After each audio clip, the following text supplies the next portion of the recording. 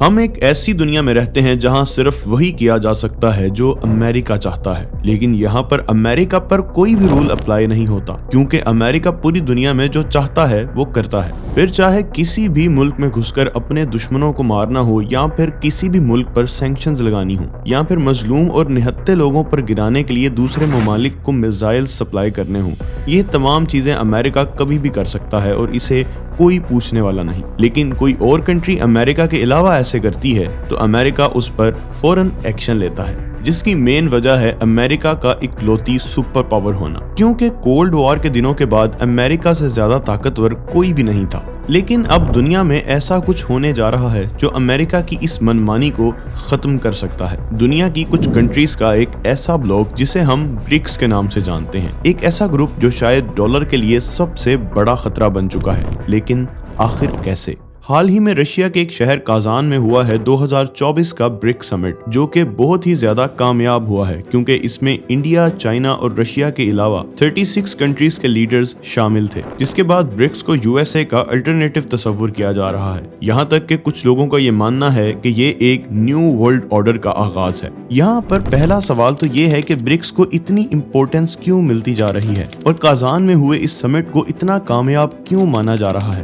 اور کیا واقعی برکس ڈالر کو ختم کر سکتی ہے یا نہیں، اور کیوں اسے امریکن سسٹم سے بغاوت سمجھا جا رہا ہے؟ یہ بات ہے 2001 کی، جب ایک اکانومسٹ جم اونیل نے برک ٹرم کا یوز کیا۔ برک یعنی کہ برازیل، رشیا، انڈیا اور چائنا۔ ان کا کہنا تھا کہ یہ برک کنٹریز 21ویں صدی کی نئی اکنامک سپر پاور بنیں گے، جس کے بعد برک بلاک آہستہ آہستہ مشہور ہوتا جاتا ہے، جس کے بعد 2006 میں اس کی سب سے پہلی میٹنگ ہوتی ہے، اور 2009 میں رشیا پہلے برک سمٹ کو ہوسٹ کرتا ہے، جس کے بعد 2010 میں ان چاروں ممالک نے ساؤتھ افریقہ کو بھی آفیشلی انوائٹ کیا، اور ساؤتھ افریقہ بھی اس میں شامل ہو گیا، اور یہ برک سے برکس بن گیا۔ اور آج اگر ہم دیکھیں تو برکس ایمرجنگ اکانومی کا ایک ایسا گروپ بن چکا ہے جس کا اصل مقصد ہے اپنے ممبر کنٹریز کے درمیان اکنامک کوآپریشن بڑھانا، ٹریڈ اور انویسٹمنٹ کو زیادہ سے زیادہ کرنا۔ اس کے علاوہ یہ گروپ اس پر بھی زور دے رہا ہے کہ ایمرجنگ اکانومیز کی آواز بھی بلند ہو سکے۔ 2023 میں اس گروپ نے اپنے آپ کو اور بھی ایکسپینڈ کیا ہے اور بہت سی نئی کنٹریز کو بھی شامل کیا ہے۔ آج ایران، UAE، ایتھوپیا اور ایجپٹ بھی اس گروپ کا حصہ بن چکے ہیں۔ 2024 کے سمٹ میں پیوٹن کا یہ کہنا تھا کہ برکس کنٹریز اب 37.4% پوری دنیا کا GDP ہولڈ کرتے ہیں، جس کا مطلب ہے کہ یہ نمبر G7 ممالک سے کافی زیادہ ہے، کیونکہ ان کا GDP شیئر 29.3% ہی ہے۔ اس کے علاوہ BRICS countries global GDP growth میں 40% سے بھی اوپر نکل چکے ہیں، یعنی کہ ان تمام ممالک کا صرف گروتھ ریٹ ہی 4% سے بھی زیادہ ہو چکا ہے، جو کہ G7 ممالک کے 3.2% سے کافی زیادہ ہے۔ اس کے ساتھ ساتھ برکس کنٹریز پوری دنیا کے آئل پروڈکشن کا 30% اور گلوبل ٹریڈ کا تقریباً 25% تک ہولڈ کرتے ہیں۔ کازان کے اس سمٹ میں برکس ایکسپینڈ ہونے کے بعد اپنے نئے ممبرز سے پہلی دفعہ مل رہا تھا، جس میں Malaysia, Indonesia, Vietnam, Thai land,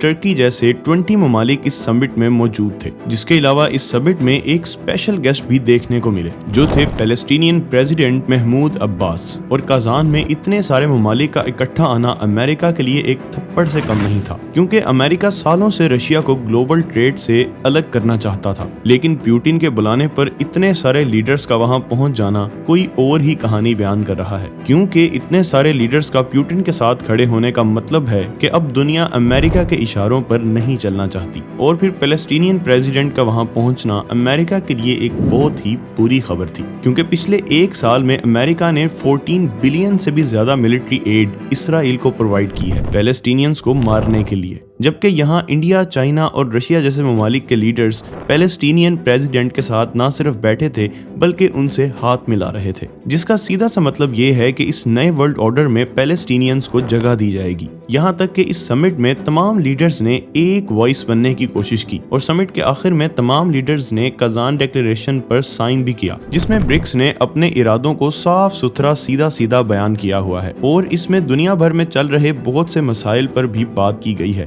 जैसा कि रशिया और गजा, लेबनान वार, इकोनॉमिक सैंक्शंस और अल्टरनेटिव पेमेंट सिस्टम के बारे में बात की गई है। इसके अलावा इसमें इसराइल की गजा में मास किलिंग पर अच्छी खासी तनकीद की गई है। यहाँ तक कि लेबनान में हुए पेजर अटैक्स को ऑफिशियली टेररिस्ट अटैक कहा गया है। लेकिन यहाँ पर इस समिट का मेन गोल था दुनिया में एक नया इकोनॉमिक सिस्टम बनाना जो कि यूएसए या फिर किसी भी वेस्टर्न मुल्क के कंट्रोल से बिल्कुल बाहर हो। इस समिट में क्रॉस बॉर्डर ब्रिक्स पेमेंट की बात भी की गई जो कि स्विफ्ट बैंकिंग सिस्टम को रिप्लेस कर सकता है। दोस्तों, स्विफ्ट एक ऐसा मैसेजिंग सिस्टम है जो कि दुनिया भर के बैंक्स के दरमियान सिक्योर इंटरनेशनल ट्रांजैक्शंस को फैसिलिटेट करता है। लेकिन मसला ये है कि ये एक वेस्टर्न कंट्रोल्ड सिस्टम है। यही वजह है कि रशिया को 2022 में ही इस सिस्टम से बाहर कर दिया गया था। लेकिन ये एक्शन रशिया के साथ साथ पूरी दुनिया के लिए एक वेकअप कॉल थी। सब ममालिक ये समझ चुके थे कि यूएसए पर डिपेंड करना खतरे से खाली नहीं है। यही वजह है कि इस साल के समिट में एक ऐसे सिस्टम पर जोर दिया गया जो स्विफ्ट को रिप्लेस कर सके। इसके अलावा तमाम ममालिक ने अमेरिका के सैंक्शंस को क्रिटिसाइज भी किया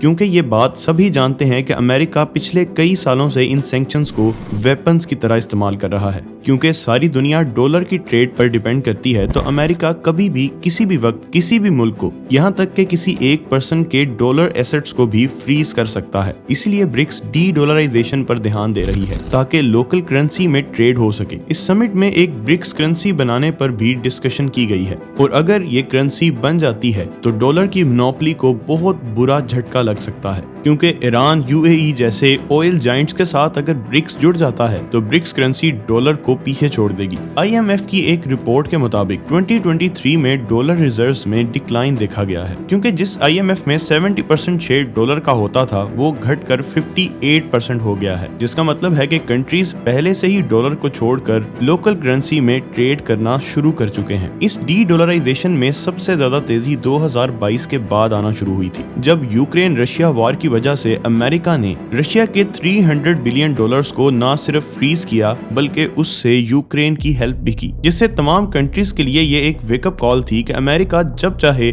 उनके एसेट्स को फ्रीज करके उनके मुखालिफ ममालिक को उन्हीं के पैसों से वेपन्स फ्राहम कर सकता है। यानी कि डॉलर से लोगों का भरोसा उठने की सबसे बड़ी वजह खुद अमेरिका है। लेकिन डॉलर्स की इस मोनोपोली को खत्म करना इतना आसान भी नहीं है। आज की डेट में अगर हम देखें तो ब्रिक्स का 70% जीडीपी सिर्फ चाइना ही होल्ड करता है क्योंकि अगर 2023 के वर्ल्ड बैंक डाटा को देखा जाए तो चाइना का जीडीपी 17.73 ट्रिलियन डॉलर्स है, जबकि ब्रिक्स के बाकी तमाम ममालिक के जीडीपी को मिला भी दिया जाए तो वो 7.57 ट्रिलियन डॉलर्स बनता है। और इस इतने बड़े फर्क की वजह से इस अलायंस में इक्वालिटी का मसला बन सकता है। जिसके अलावा देखा जाए तो इंडिया और चाइना के बॉर्डर्स पर इनकी आपस में कभी नहीं बनती। इसके अलावा नए मेंबर्स जैसे सऊदी अरब और ईरान की आपस की लड़ाई, इजिप्ट और इथियोपिया के दरमियान रिवर नाइल का मसला, ये तमाम चीजें मिलकर ब्रिक्स को कमजोर बना सकती हैं। लेकिन ये तमाम ममालिक इकोनॉमिक लेवल पर एक दूसरे के साथ यूनाइट हो भी जाते हैं तब भी ये मसला इतनी आसानी से हल नहीं होगा क्योंकि दुनिया का करंट इकोनॉमिक सिस्टम डॉलर के इर्द गिर्द ही बना हुआ है।